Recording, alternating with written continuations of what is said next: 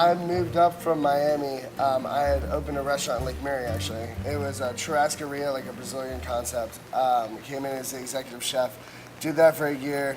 One of my meat purveyors from the restaurant in Lake Mary had contacted me and said he knew of a restaurant that was in dire need. They needed new management and they needed a chef, otherwise they were going to close the doors. So I came in as the executive chef and general manager for Baldwin's Steakhouse. And there were so many things wrong that I was like, this will be really easy to make great.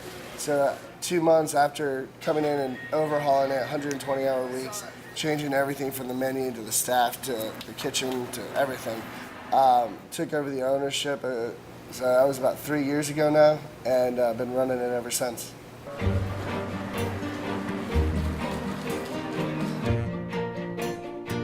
The decision occurred with my roommates for me to kind of pursue this as more of a career than just a job. And it was never like decided, it just happened, you know what I mean? Like, that's just always what I wanted to be. I worked at a bunch of different restaurants down in South Beach and Miami area, Coral Gables. Worked at Chef Allen's for a while. Worked at Emerald's for a little bit down at the Lowe's on South Beach.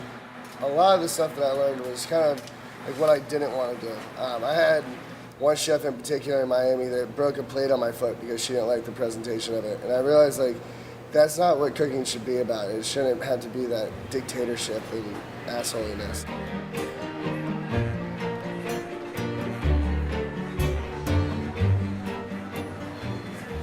We have a pretty, we have a lot, we're a steakhouse by name, but we do a lot of fresh seafood as well. He does a pretty good job of kind of balancing the two. I would definitely say the Malbec braised short ribs with some pan-seared scallops would probably be my favorite dish. With a nice parsnip puree, a little arugula salad. I go out a lot, like, just taking little ideas, maybe I'll see like a sugar caddy that I'm like, oh, that would be perfect, just like constantly looking around and, where it's just taking a technique or an idea and adapting a new level or layer of flavor to it and kind of changing it up a little bit, putting it on its head. The food's phenomenal. It makes my job really easy when I can really push something and I know the quality is really going to be there overall. So I really enjoy that. We're always trying to do something new, always trying to be better.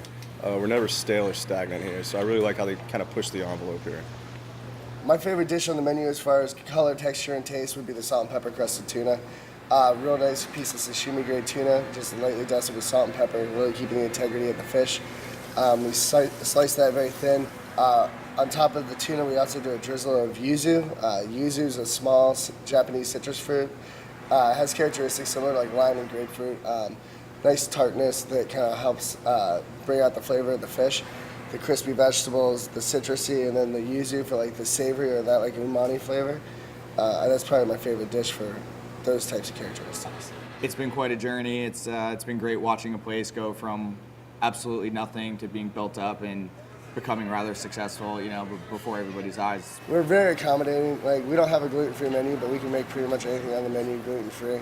So like stuff like that, just being able to understand the brand and like present that to the table.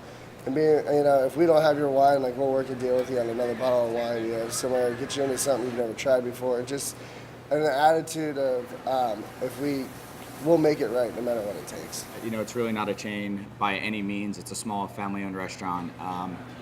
You can really get behind the product, when it's represented well and it's not just mass-produced and really just about a bottom line. You got a guy who really cares and you can tell in his work and, how much he's here. It's really nice to, be able to get behind the product that you're representing and selling, and it feels good. There's been a lot of hard work, sweat, blood put into this place to make it what it is. I really feel like we turned the corner a couple years ago and we're just going to see nothing but success.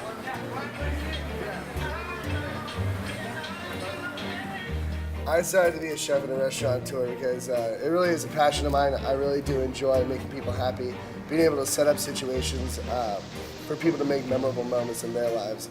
Whether or not it's the actual steak, but if they had a dinner that was, life-changing in someone's relationship, or a great meal with parents they haven't seen in a while, those types of feelings and the people who we get to do those for are the reason I became a chef and a restaurateur.